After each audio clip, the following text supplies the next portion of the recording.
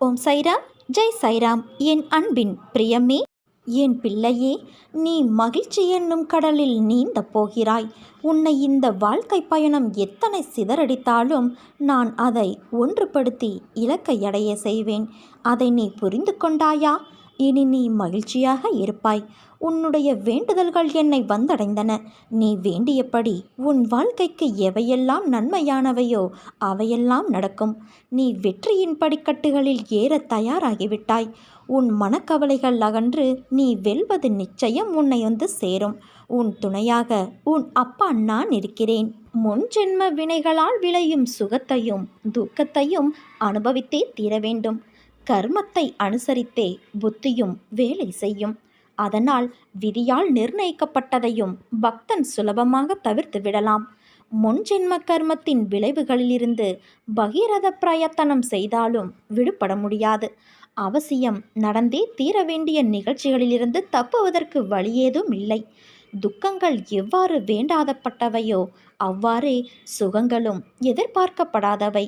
முன்ஜென்ம வினைகளால் ஒரு மனிதனுக்கு என்னென்ன நடக்கப் போகிறது என்பது ஞானிகளுக்கு முன்கூட்டியே தெரியும். அகண்டமாக அவருடைய நாமத்தை ஜெபம் செய்வதே நமது விரதமும் தவமும் தானமும் ஆகும்.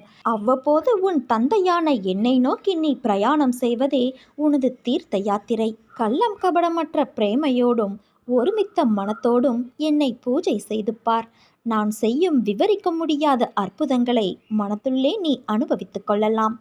கரும்பை சக்கையாய் பிழிவது போன்ற ஆயாசம் தரும் விவரங்கள் தற்பொழுது போதும். உனக்கு உடனே வெள்ளம் வேண்டும்.